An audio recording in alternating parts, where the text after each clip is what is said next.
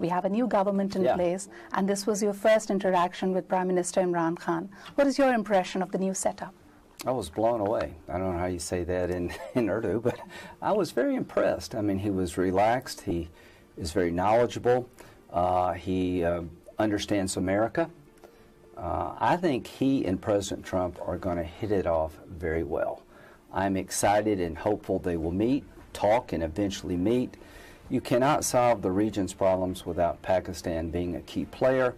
But through this Prime Minister, who is an agent of change inside of Pakistan, we have an opportunity here, maybe once in a generation opportunity, to change things, not only in Afghanistan, but for the region. And my hope is that we will go from a transactional relationship, where you do this and we'll give you that. If you don't do this, we'll take this away from you, to a strategic relationship where we have a partnership. And I think a free trade agreement between the United States and Pakistan would stabilize the Pakistani economy, would give American businesses access to 200 million people.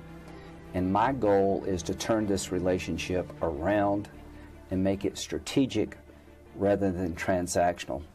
And I think with Prime Minister Khan, we have the partner to do that. To build a fence, you know, we're into building walls back home to protect our border.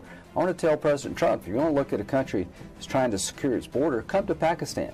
I see change. I see change in the military.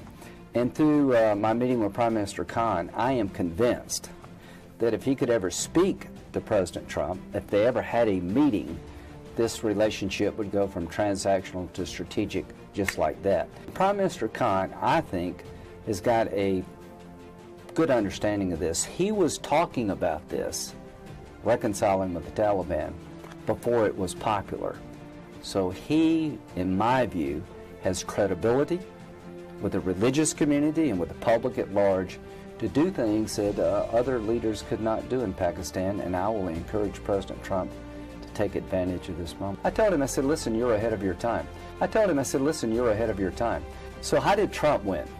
President Trump beat major like me. I ran, you know, I got 1%. He beat 17 Republicans in the Clinton machine. He convinced Americans that the old way of doing business was not working for them, and let's take a chance here. Let's change things, fundamentally change things. I think Prime Minister Khan had the same message. Pakistan had been sort of governed by 2 or 3 families. Let's try something new. Let's make sure that corruption is dealt with, and that we can put Pakistan on a better glide path. You cannot be successful in Pakistan. That Prime Minister Khan is right to seek reconciliation with the Taliban.